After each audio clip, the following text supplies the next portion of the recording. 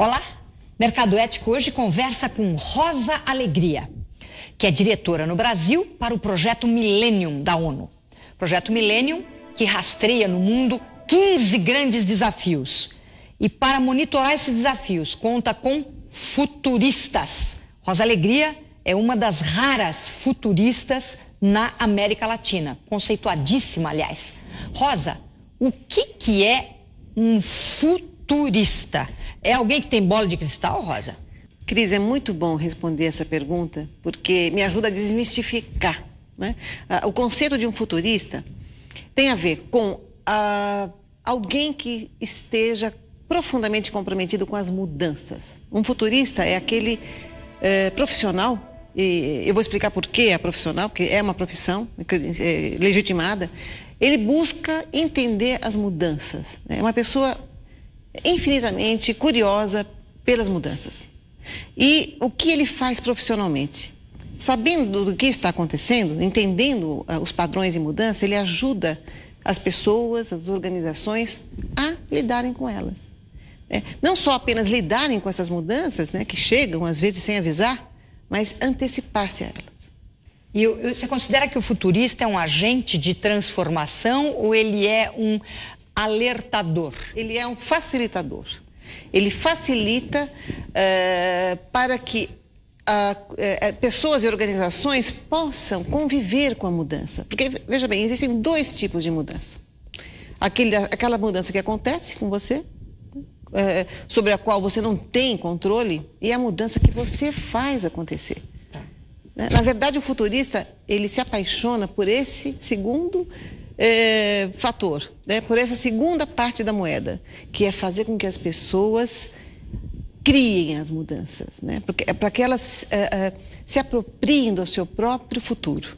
É isso que a gente faz. Poxa, que bárbaro isso! A gente mobiliza as pessoas. Me conta um pouco, Rosa, como é que foi a tua formação? Porque eu sei que você, depois do nível superior, você foi para os Estados Unidos, fez toda uma especialização nessa tua área. Como é que foi isso?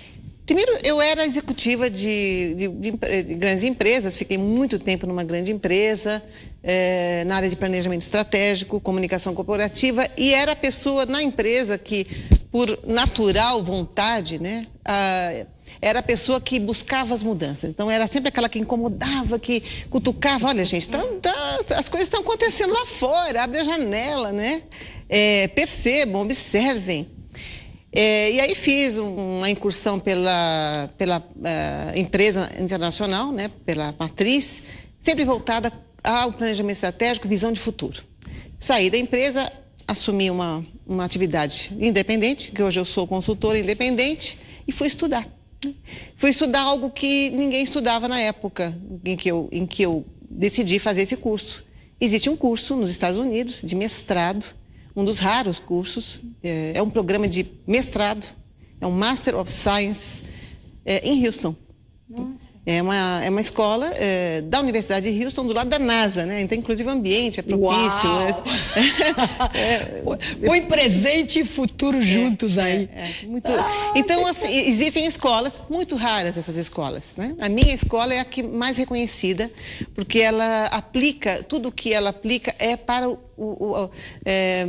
tem foco na aplicação das empresas, das organizações. Então, eu sou uma futurista com foco no negócio, né? Quer dizer, hoje, o trabalho de um futurista se aplica muito ao mundo corporativo. Bastante. Quer dizer, por quê? Porque as mudanças são inevitáveis, as mudanças estão todas por aí, né? Não precisa ser nenhum gênio para, ao olhar, por exemplo, as notícias desta semana que nós estamos vivendo, já entender que no segundo semestre o planeta Terra vai passar por mudanças impressionantes. Quer dizer, a coisa não está muito para brincar, não. Seja no cenário político, seja global, né? E vamos olhar aí de maneira muito particular a conexão Estados Unidos, Irã, Israel. Vamos pôr o olho nisso, porque evidentemente que o assunto está chegando já num limite muito avançado. Seja na questão do chamado desmonte do teatro global econômico, né? Então, a gente está vendo aqui no nosso país, quer dizer, esse desmonte crescendo, escândalos e mais escândalos. Isso vai pipocar pelo mundo inteiro por uma razão tão simples, né? Porque, aparentemente, os estudos estão agora comprovando que 90% do dinheiro hoje, vamos dizer, ativo, entre aspas, nas bolsas e nos megamercados, em particular mercados de futuro, mercado de commodities, é um dinheiro advindo da especulação, ou seja, ele não existe, ele é um clique no computador. Então, num cenário como esse, evidentemente, nós precisamos de alguém que nos ajude a entender e entender para onde vai tudo isto e mais do que tudo, como você colocou, né, Rosa? Quer dizer, entender qual é o nosso papel, uma vez que nós não somos fantoches passivos, né? Cada um de nós é, em si, um potencial agente de transformação positiva. Sem dúvida. Nós somos, né, na verdade, donos da nossa história, né? Claro. E falar em futuro é sobreviver hoje em dia, né? Se você não passa a olhar para o futuro, coisa que a gente não faz, nós não vamos garantir vida na Terra, né? Vida no planeta e um mínimo de sustentabilidade para as relações humanas.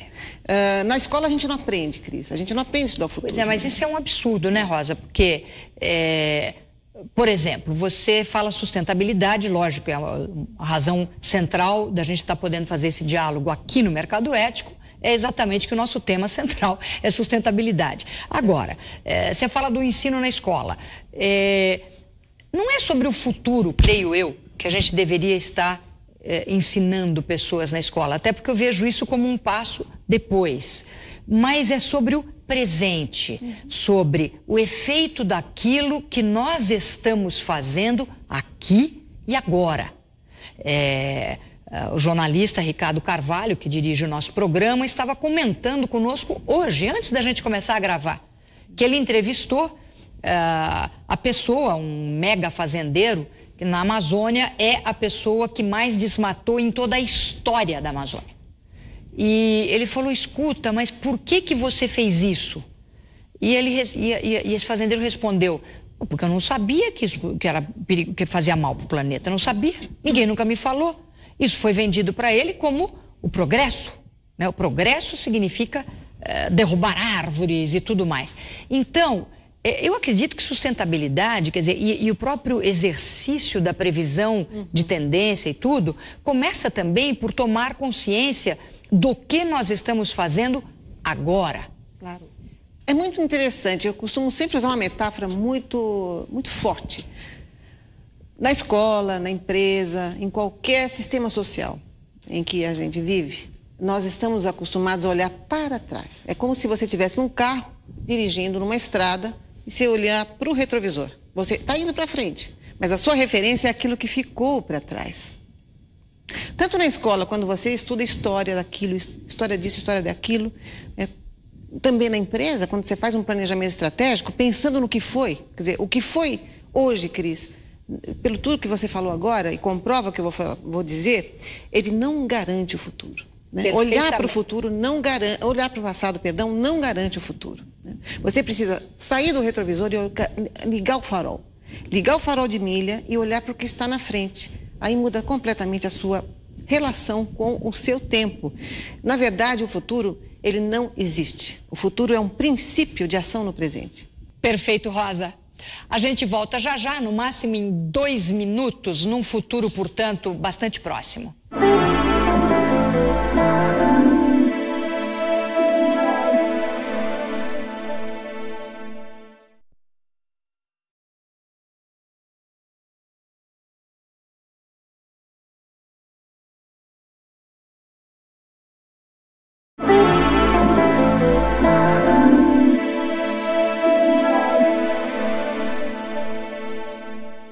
Mercado Ético hoje conversando com Rosa Alegria, diretora no Brasil do projeto Millennium da ONU.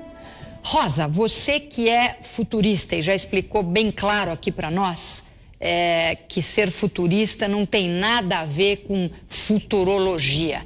É uma avaliação, é um estudo realmente de cenários e de compreensão de como nós podemos interagir com esses cenários, de maneira, inclusive, a transformá-los positivamente, né? Cenários, tendências. Eu acabei de falar no primeiro bloco que eu, que não sou futurista, basta ler para mim o que está acontecendo aí de fatos para perceber que nós vamos ter, sim, no curto prazo, pode ser nesse segundo semestre ou ao longo desse ano, de um ano, daqui para frente, uma mudança grande no cenário global. Como é que você vê? Eu estou maluquinha ou nós vamos estar num novo planeta dentro de um ano, Rosa? Tudo indica que sim. Nós estamos vivendo uma era de macrotransição, né? A macrotransição, ela se dá com grandes rupturas. Nenhuma macrotransição, nenhuma nova era acontece quando não existe uma ruptura num sistema histórico, num momento histórico, num sistema político, social, enfim. Nós estamos a caminho de uma macrotransição. Eu costumo usar sempre um provérbio muito interessante, chinês, daqueles de autor desconhecido, que diz assim: é melhor mudar de direção, senão vamos acabar onde estamos indo. Se a gente não muda de direção, nós vamos acabar onde estamos indo, e onde estamos indo é isso que você acabou de dizer. Nós temos ainda, Cris, uma chance enorme de provar que somos inteligentes, né? Nós somos seres inteligentes, com uma divindade absoluta, com um poder de criatividade inquestionável, né? Nos últimos 100 anos criamos tecnologias... Impressionante, nós já provamos que somos inteligentes. Estamos copiando Deus, né? Já estamos criando vida, não é? Além de decodificar genomas, já estamos criando novos genomas, novos sistemas tecnológicos que, enfim, fazem com que as pessoas se comuniquem em tempo real. Enfim, é incrível o que nós, seres humanos, somos capazes de fazer. E é inquestionável que somos inteligentes. A pergunta que se faz nesse momento: somos suficientemente conscientes? Somos inteligentes, mas somos conscientes? É essa grande virada. Se a gente não se conscientiza da emergência desse momento, dessa urgência, porque nós estamos anestesiados pela própria criação, né? Criamos máquinas, criamos inteligência, criamos tecnologias, devastamos o meio ambiente e ainda estamos sob o efeito de uma anestesia, de um deslumbramento que nos faz adormecer sobre a nossa própria capacidade criativa. Nós somos capazes de mudar essa história, eu acredito. Eu como futurista, sou positiva, acho que até ético um futurista não tem que ser, ele tem que ser positivo, né? Porque adianta estudar o futuro, fazer com que as pessoas pensem que o mundo vai acabar. Então é melhor nem estudar. Claro, né? Claro. Então eu acredito que ainda existe essa chance, Cris, mas é muito preocupante. Eu acho que não vai ser fácil e nós não vamos deixar de viver essa ruptura. E essa ruptura tem a ver com grandes crises do sistema financeiro, tem a ver com grandes conflitos armados ainda, né? Tem a ver com uma crescente catástrofe ambiental. É inevitável. O que nós temos que fazer agora é partir para um novo momento, para um novo modelo de vida, que é a resiliência. Nós temos que ser resilientes e nos adaptarmos a tudo isso que está acontecendo. Se nós, seres humanos, não formos capazes de... Resiliência tem a ver com o princípio da física, que é você ter uma facilidade maior de se adaptar às mudanças. E nós temos que ser resilientes. Isso que você está chamando, muito sabiamente, quer dizer, uma era de ruptura na direção da consciência, né? Você fala, qual é então a nova direção, né? Porque a gente que está aqui hoje, vocês e nós conversando aqui com a Rosa, mas escuta, mas para onde vocês querem que eu vá, né? Se nós vamos estar vivendo essa macrotransição. A primeira coisa, certamente, eu concordo com você, vá na direção de aprofundar o seu nível de consciência, né?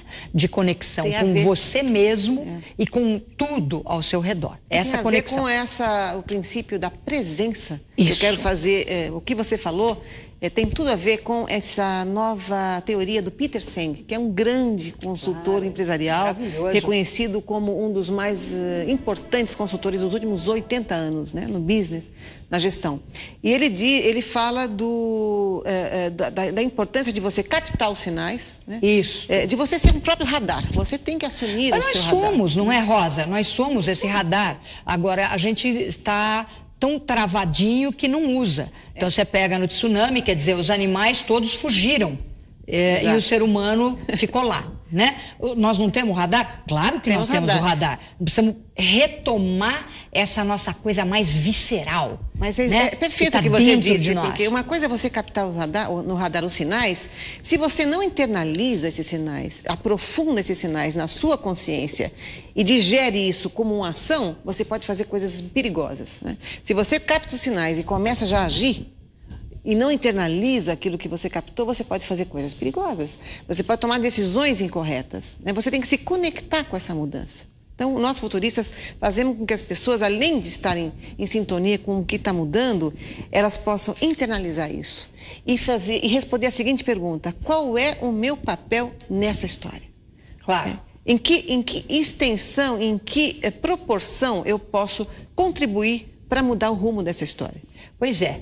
Agora, eu acho que uma das coisas que está deixando as pessoas muito angustiadas, Rosa, muito tensas, né? E inclusive altos executivos hoje tendo problemas fortes, né? De pânico, depressão, drogas, alcoolismo. Da onde vem isso? Vem do fato de que aquele ser humano tem sensibilidade muito aguçada, tem capacidade, tem formação, tem inteligência, tem caráter. Só que ele não sabe o que fazer, ele não sabe, ele sente esse cheiro e não sabe para onde ir. Por exemplo, no cenário das comunicações, Rosa, hoje a gente está vivendo claramente esse cheirar, sentir que vai haver grande mudança, né?